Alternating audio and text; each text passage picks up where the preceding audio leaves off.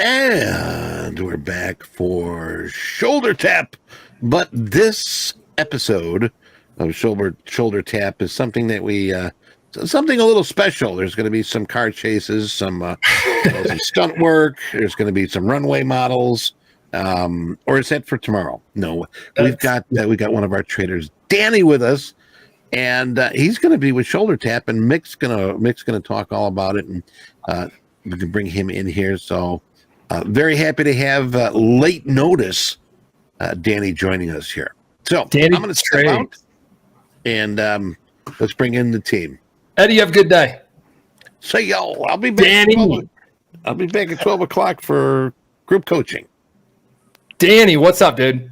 What's going on? How you doing? I'm doing much better watching you trade lately. I've been watching you. I follow you as well, and you got a good hot one going, and you've been building up to it too. I've been watching you, and you're getting in this confidence zone. You're not cocky. You're respectful of your risk, and it's paying you handsomely, my friend. So, hell of a job. I appreciate that. Yeah. I'm having a lot of fun with it.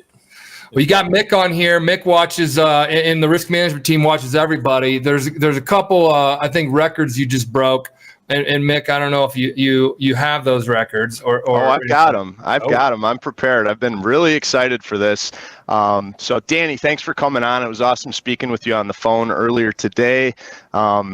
For those of you watching, this is Dannystrades, Danny Mraz, and he was one of the traders that I talked about yesterday when we were on at 10:30 yesterday. I was telling Michael and Hogue about it. We had a guy who was up $40,000 on the day across 2 XFA accounts, so he's up 20 grand in each one of those. He ended up on the day being up long after Shoulder Tap segment yesterday. He was up over $73,000 in his express funded account yesterday. So I already knew I wanted to talk about him today. We spoke this morning. He was up again this morning. He has just been crushing it, and I'm so thrilled to have him on here. He has broken records for most profit in a day, over $73,000 in those 2 accounts. And also, he's on a 4-day win streak for $120,000. He's the first person to put up 6 figures in that short of order, 4 trading days. He's been crushing it trading the NASDAQ. Look at him sipping out of his shiny goblet. And when we spoke on the phone, super cool guy. And he's been trading for about 4 years. And I'm going to leave most of this segment for Danny to be doing the talking, but he's just been putting up massive days. He's trading up to 15 contracts in the NASDAQ, but across the 2 XFAs, that means 30 contracts. We reached out to him yesterday. He had actually hit the $50,000 cap in the XFA. We reached out because it was only his 3rd winning day in the account, 4th trading day in the account. And we wanted to see a little bit more performance. We saw that performance today. We expanded the cap to 60,000 for him. And this is just, these metrics are awesome. So Danny, we were freaking cheering you on in the risk room yesterday here at the Board of Trade. Again this morning, super pumped. I know Michael was excited. Everybody's excited. We love a great trading story, and you've strung together quite the story for us and for yourself in very short order. Well said, Mick. Thank you. Danny, Danny, give us a little high level, and then zoom us in a little bit on anything you want to zoom us in on. But to help us understand how a guy, any trader, can go from, where Mick talked about to putting up the size. Where's your head at? Where's your confidence at? Where's your emotions at? And what's changing in your strategy, if anything, or not? My strategy. Again, I appreciate you guys having me on the show as well. I know it was late notice, but I was 100% down.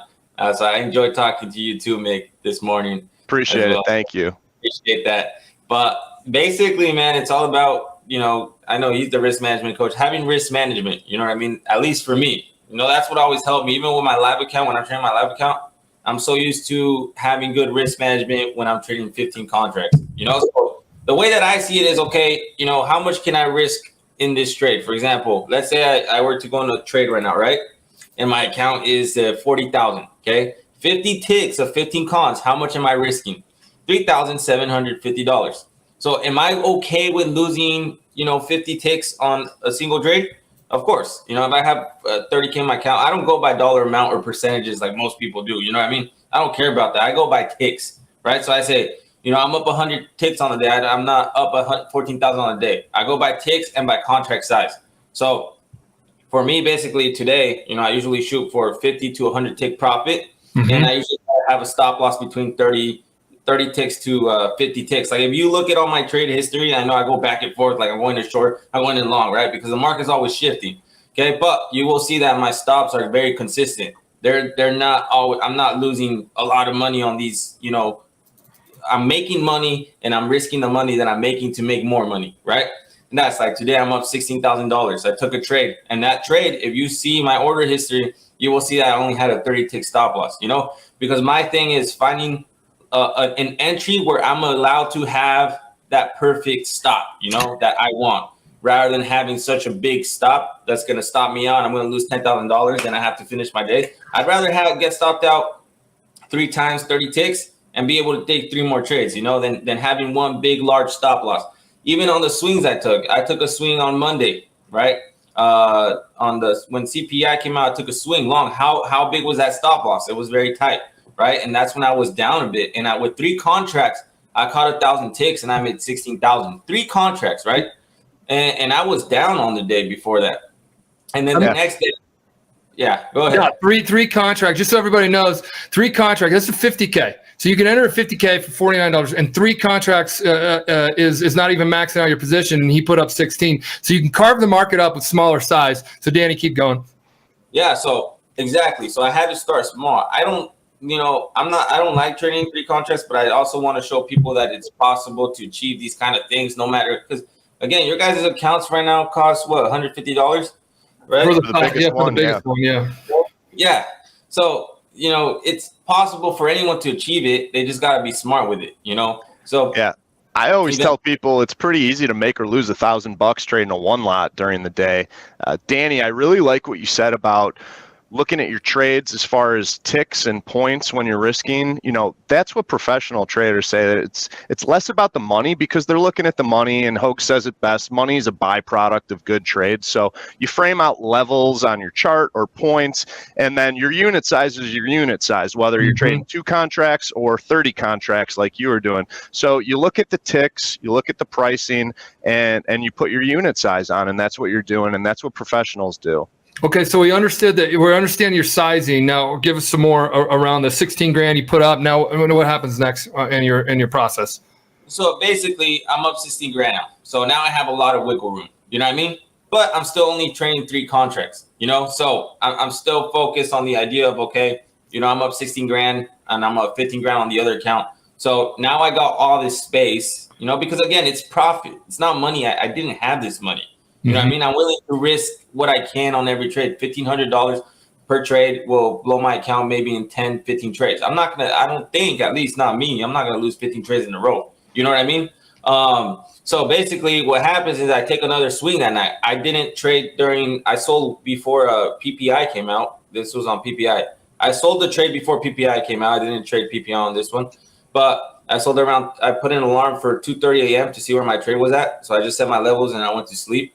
I bought a couple contracts, put my stop loss, and actually, called this out. I have the exact trade I took here. I was telling my Discord, this is the level we're watching, and this is where we should have our stop. It was like 50 tick stop loss. It ended up coming up all the way to 150 ticks, and I did go max position on that because, again, the stop was very tight. I had already made a lot of money, so then I ended up making, I think the accounts at that point were like at 26,000 or 36,000. Honestly, I forgot, because then I ended up waking up the next morning, hopping on live trading. And then I ended up at that point when I have 36,000, I didn't have this 36,000 before.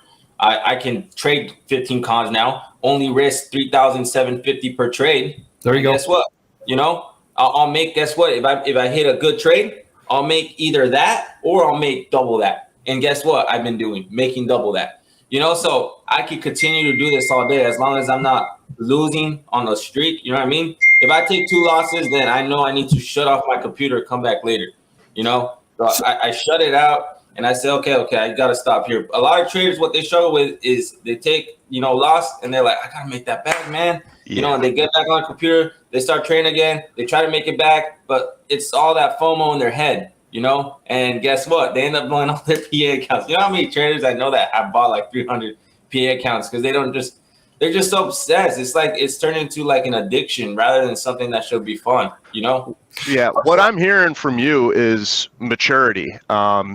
Being up big and still just risking what your normal risk is. That's something that a lot of newer traders or less experienced traders or less mature traders, they don't think like that. They think, oh, I'm up 16 grand. If I'm going to keep trading, I want to make another 16, or if I'm up that 16 grand, well, I'm well ahead, and now that's just all risk capital. No, what you said. I liked when you brought this up. You mentioned having a big trade and you're framing out how many potential losing trades or losing days it is to bust that. I call that, counting how many swings you have at the plate. You're up 16,000 on the day. If you take 10 $1,600 losses, it's going to take 10 losses in a row to wipe out that money.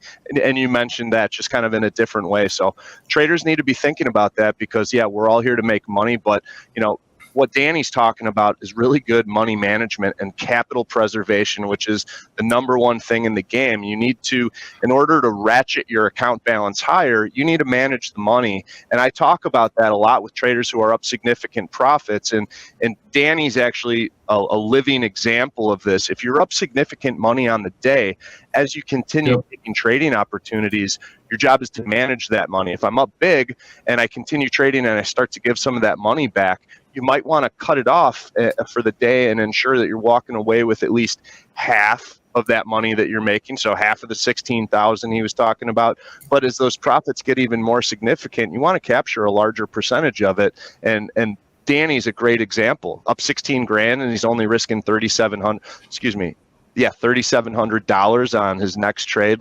That's smart. I'll put it that way. That's Mick, you nailed it. I took notes here while he's talking because I always like to understand what traders, how they think. And he's about size positioning, risk management, account management, where the count is for the day, and all these things determine what he decides after that. So, Danny, hey guys, if you have questions, put it in chat for you. So, Danny, our community over here, Topstep, you're a lot of people, shitloads of people know about you. But we have folks that are probably going to ask you some questions in here. So fire away. Is there anything else that you can kind of share with us about your trading journey, how you got here? I mean, this isn't your first week of trading, right? No, absolutely not. Like everyone else, everyone says the same thing. It's taking us a lot of hard work, a lot of, becoming more mature in the process of trading. I started with options trading, realized that, options trading wasn't the best thing to do. I mean, I'm not bashing on people who do options. Options is cool and everything, but I found that futures is just a lot more simpler, less complicated. You're buying and you're selling there. You don't have to worry about a Greek, coming in. You have micros to trade with if you don't want to risk a lot of money. In options, you don't really have that. So I never really saw the point unless I was trying to hit like a 100K day, when I was playing earnings back then, and which really screwed me over so many times. But coming into futures, I don't have those kind of temptations. So, when I came into futures, it really helped me a lot to understand that I got to stop focusing on the profits and focus on the process. So I love futures. I came up in, before trading, I was doing insurance, like customer service, stuff like that. And it was cool, but trading definitely changed my life. It's helped me a lot, and I love it, man. It's a lot of hard work, though. I will say that. Like, people think that you could just people see me making money, like people around me, people that I know. Yep. Like, oh, can you teach me? Can you teach me? I never once asked anybody, oh, can you teach me? Can you teach me? I did my own research of different kind of traders, and I never talked down on anybody. I just said, okay, I'm going to do my research. I'm not going to have someone hold my hand, through me again, because I know we have a lot of these, basically you try to take other people's trades, stuff like that. Yep. I think it's important to learn for yourself because regardless of all that, what's going to make me successful is learning myself and understanding why I'm going to go in that trade, why I'm going to short that trade. So, I mean, the learning experience was like the biggest thing for me, right? Like I never quit and I always did my own research. Like I was never trying to leech off of something. You know, I was always trying to learn for myself and be successful for myself, you know, and that's always what made me feel good as a trader. Mick, I got some rapid fire questions, but go ahead. I was just going to say, Danny, as far as learning and doing your own thing, I mean, you have the discipline. You talk about discipline, and I think, you know, what's been the best learning experiences for you? Has it been like learning from the mistakes that you've made along the way, going back to the options and other stuff, or where have you found your most learnings in your journey here? Which you're 4 years in, and gosh, I mean, you're putting up some great stuff with on these Topstep accounts. So what's been my biggest learning experience was, and I think it could be for all of us, right, was being tired of losing money, pretty much, right? So having to reset. And always telling myself, oh, I'm going to change. Because I've done the same thing that all of these guys in this industry have done, right? Is saying, hey, I just blew my account. I'm going to change this time. Next time, I'm going to come in with a better mindset. I'm just going to be better.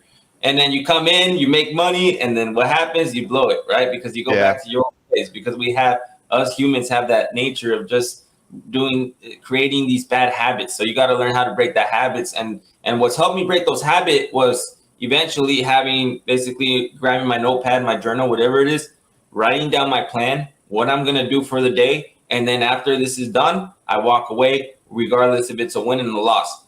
Again, I wasn't focused on the profits. I wasn't focused on what I lost. I wasn't trading big contracts to try to make money. I wasn't trying to make money no more. I was trying to become a good trader, you know? So the money, I removed that from my aspect, right? Yeah. And I detached my emotions and myself from the money. And I was focusing on the process of becoming a better trader, you know, rather than trying to, you know, catch a big move to try to make $5,000, you know? That's what helped me a lot, rather than what people do. They're focused on what are they focused on? Passing their evals fast, right? So they get through them fast. And it's okay. Like I tell people, like you can trade heavy size and still have good risk management. Just know your risk. You know what I mean? Like if you're okay with the drawdown and how much money you're spending at the end of the day, you can trade 15 cons on the eval just as long as you have good risk management. You know, you're going to have a tight stop, but do it, make it happen, right? Framing out the trades. Danny, I know you're on social. You're big on social. Try to answer some of these in a tweet size answer. How do you what indicators do you use? I'm a volume-based trader. You know, volume-based trader. I use volume profile. I use it a lot. I use VWAP, and that's it. Okay, cool. Are you in an open position right now? No, I'm not. Okay. And I know you're not in an open relationship because I met your wife. So yeah. and you got a baby, right? 1 or 2? On the way. On the way, yeah, we were Congratulations. talking about it. Got a lot of Danny. Danny, you're speaking the truth. Bingo. He's preaching. Danny, I like it. Very humble dude. I know you're a humble dude, but in Vegas, I don't know. On the tables, you were slinging it. So your risk management is very different at a casino, because I know this because I gave Danny a $1,000 chip. I go, let's go see what you can do. And by the time I checked in with him, he's like, it's gone, dude. But when it comes. Yeah, it's already done. You know right. That's play money in Vegas. But then when it comes to trading, Danny, you switch your gears. You're all about like risk management. You're all about focus. You're not looking at anybody else. You're not, nobody bothers you. It's all about your journey and getting better each day. That's what I'm hearing. He's treating it as a business, and I really appreciate him talking about how hard it is to be trading. People underestimate how disciplined you have to be in this business, and he's treating it as a business. He's not seeking the dollar signs. He's seeking good trades. Money's a byproduct of the good trades, and I really appreciate that he's talking about how hard it is, because super difficult, and this is just wonderful for our traders to hear. It's stuff that I like preaching regularly on this segment, and it's coming from the horse's mouth today, and someone who's been very successful doing this, not only with Topstep but outside of Topstep. Danny, how do you decide when to stop trading? Umar says that. It's got to align with my rules. You know what I mean? So like if I'm down, for example, 100 ticks on the day, that's enough for me, because that's usually what I win on the day. You know what I mean? Yeah. I can't be down 100 stuff. But you see, I'm not saying if I'm down 10,000. I'm down 100 ticks. You know what I mean? It's different mindset shift, right? Before it was like, oh my gosh, I'm down 10,000. I'm gonna freak out. Like, no, this week I'm up over 1,000 ticks. You know, if I take a loss tomorrow, it is what it is. Guess what? I'm still up thousands of dollars for the week. You know, because I go by ticks. I'm not going by the money, the dollar sign. You know what I mean? And that's the discipline there. It's Danny doing what he needs to do for his business and not doing what he wants to do in the trading, sticking to his rules. It's something that's so hard for traders to do. It's easy to make exceptions, but you know, this is what works consistently over time. And Danny, how do you start planning the day with sizing? How do I start playing? Well, I stick to one size. I don't. Okay. I'm not going around trying to switch. If my account starts getting into a bad position, like let's say I go down to 50K, I'll probably size down to 10 cons maybe, right? Try to come up a little bit, size down depending on how I'm doing on the week. There'll be times where I have 2 bad days, and I'll go back to trading a little smaller size to get back into that consistency. Because I'm not focused on making money. I'm already in the profits, even on my live account, right? I'm focused on getting back on track into that consistency while not losing any more money, right? Love it. Danny, what do you trade mainly? NQ, only NQ. I don't even trade. I don't touch ES. What's your favorite strategy? Supply and demand, right? Balances. That's it. What's your daily loss? What's your daily loss limit? See, I have a daily tick limit. Tick limit. Got it. Going back to the ticks. All right. Well, what is that? 100 ticks. I don't want to lose more than 100 ticks on the day. What time frame do you trade? What time frame? I trade the 5, the 1, and the 15 second. I know people are probably like 15 second. What short time frame? Hey. I want to say something impressive though with those short time frames you're talking about. At least on these express funded accounts that you are, by the way, getting called up to live from. You're going to be at our prop firm as of today, so you'll be starting in a live account with us very soon. Danny, hold times are over an hour on these trades.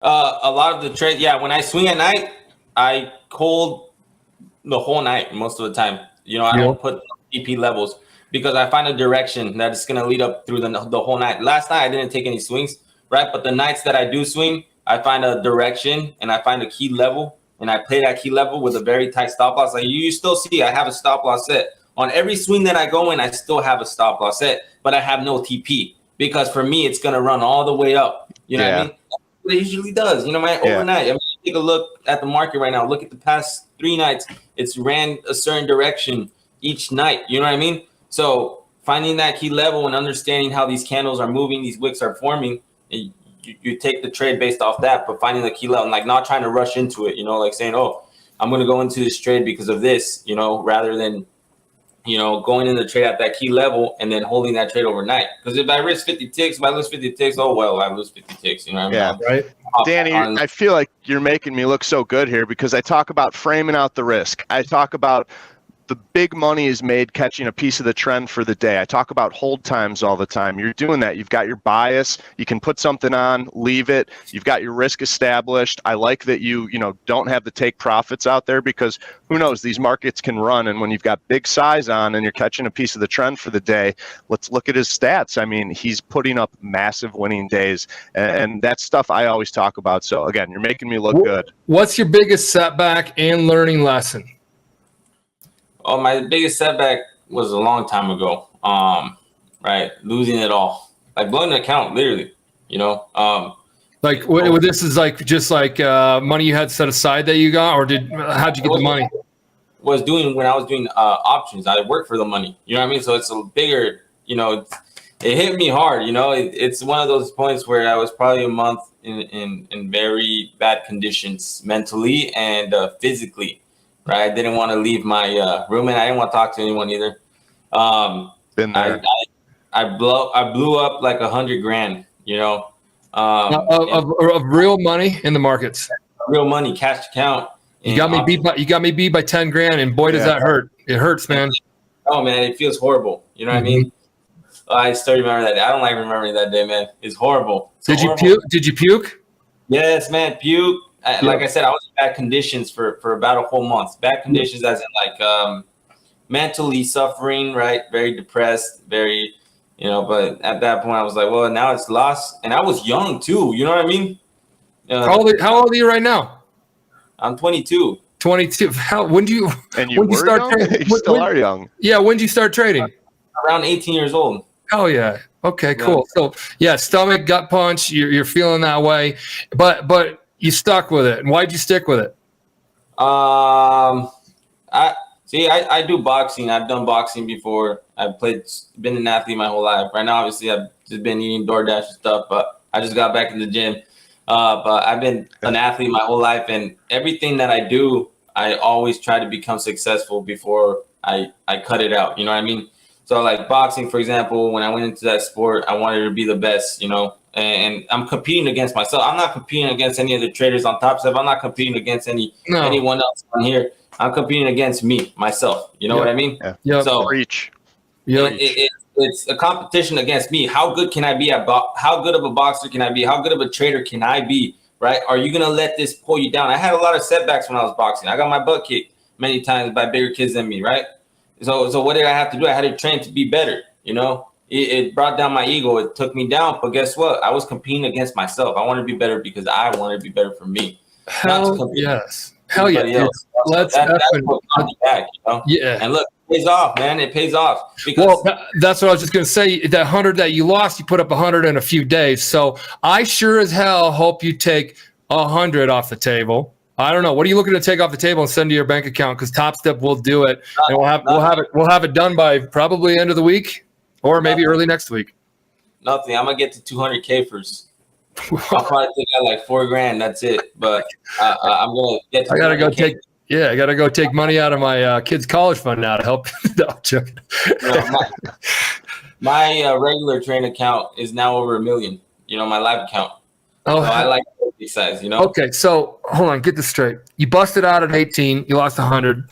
You puked. You're depressed. You're struggling. You got back in the ring. You started kicking ass, sparring. I don't know, fighting against yourself, winning against yourself. Got back up after falling down. That's a boxer thing, I'm thinking. But after that, how do you go back in? This is a big question. I always like to. How do you go back into the market ring, and where's your head at? Because like the next day, however many months, or was that a couple years later that you got back in the markets?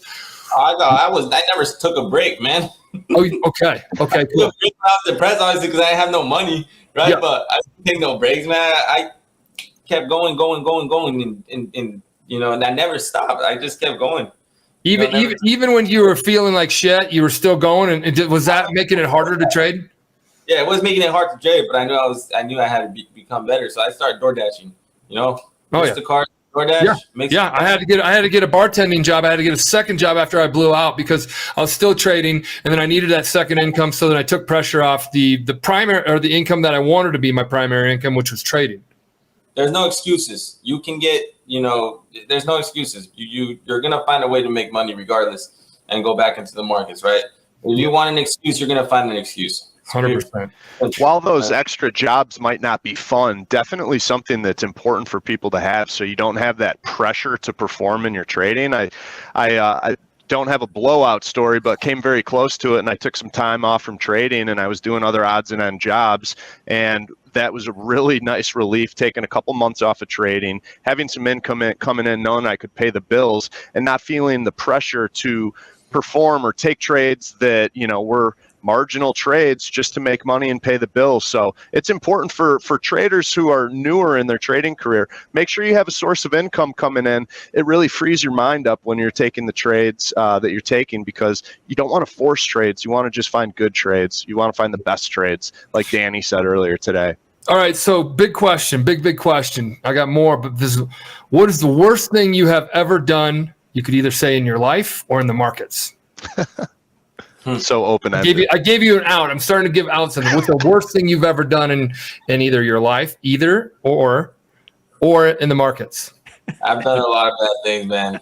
But come on, dude. Come on. I've done a lot of bad things, blown a lot of money in the past, right? Like long time ago, man. I've blown a lot of money in Vegas and stuff like that, doing stupid stuff like that. You know, when I was 15. I was such a bad kid. My parents had to send me to like a juvie when I was 15 years old in Mexico.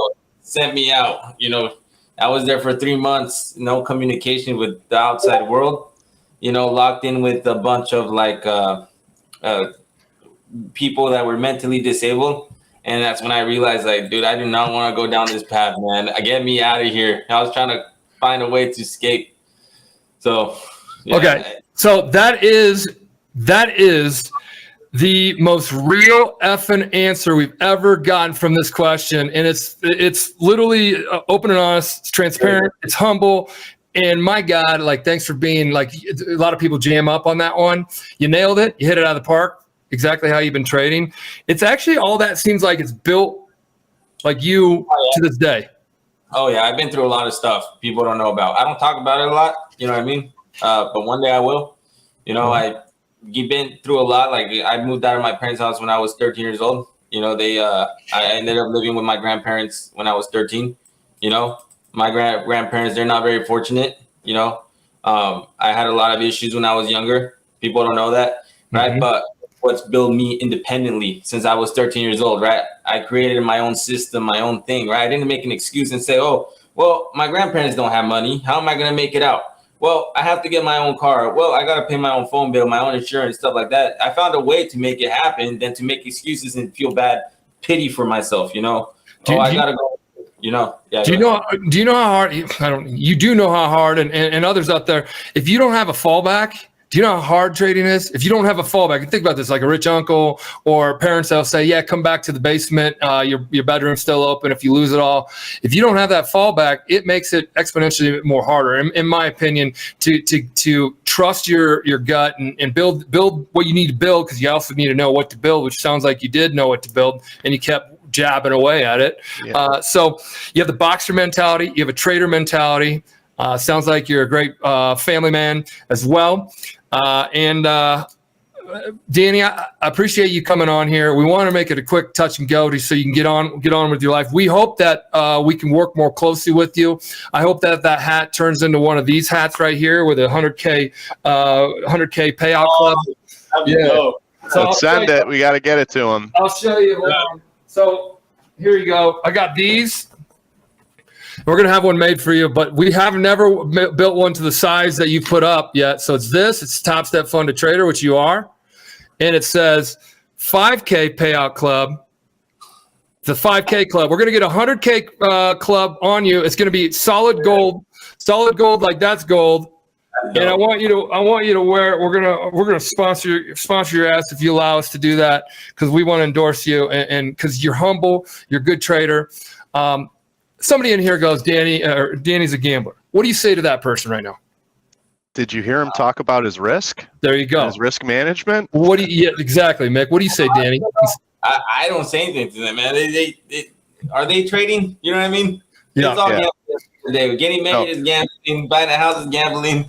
It's all gambling. I mean, everything he talked about and his trading and his framing out of his trades is the exact opposite of gambling. We did talk about gambling with Las Vegas stories, but this is serious, treating it as a business, money management. So Mick, that's my 2 cents on that, coming from the risk manager. Mick, got to ask you a question now. What's Danny? What do you? I know he's this is fresh and new, but what's the live call up about? On him. I know you're the final decision maker as the head of risk. Oh yeah, we're putting him at the prop firm. There today. You go. We're going to close these XFAs down. I told Danny when I was on the phone with him, we had a great conversation this morning. His ending balances from these 2 XFAs are going to be his starting balances in his live account, and it's Thursday today. He'll be up and running next week in that live account. Of what balance? Starting balance? It's going to be $120,000, okay. Michael. So I love it. $120,000 in a live account. Now, Danny, here's the difference between Topstep and any other people that you've worked with or talked to or whatever. The funny, we take traders live and like really quickly, like to tell your wife, to tell your friends that you're a trader, like, and you're kicking ass and all that. You're not a forever sim trader. You're definitely not a forever sim trader. So we take kick-ass traders and we put them on a live, with our prop firm because they are professional. It's the whole reason why I created it. The funding industry. Topstep started the funding industry with Eddie is one guy. Mick showed up a few years later. This is some of the founding folks that created the industry of funding, and we've been doing it and putting on traders on live accounts since the beginning, 2010. So when all these pop-ups pop up in 2010 or 2018 to 2020, and they never put traders on live accounts, that's them not believing that they can actually develop or find live or find kick-ass professional traders. That's been a belief system we've had since very day one, and we're seeing this with more and more. When Mick comes on here and tap on the shoulder segment about all the people we bring up. Danny, you're a big home run hit. Love having you on here. Thanks for asking the worst thing you've ever done, because that right there shows you are an open-minded trader that is transparent and let the chips fall where they may. That's right. Privilege having you on, Danny. I loved hearing your backstory too. When you don't have a fallback like that, as Michael was talking about, I mean, you have to take things that much more seriously, and that's exactly what you did. And I'm so happy that there's an awesome success story here with you, and can't wait to work with you more while you're in the live account. But I think you got everything covered because you got your risk covered. You do. Danny, thanks for coming on. I know some of our folks at Topstep are going to want to reach out to you, and we'll see what we can do. But it was great meeting you down in Vegas. You're a cool cat. We had a beer together. You crushed. You blew through my $1,000 chip pretty quickly. But hey, you're forgiven because you're crushing. You're more of a trader than you are. You're more of a trader than you are a gambler, which I think you had that figured out a long time ago. I appreciate it a lot. I appreciate you guys having me on. All right, take care. Grateful. Thank you. All right, take care, buddy. Trade well.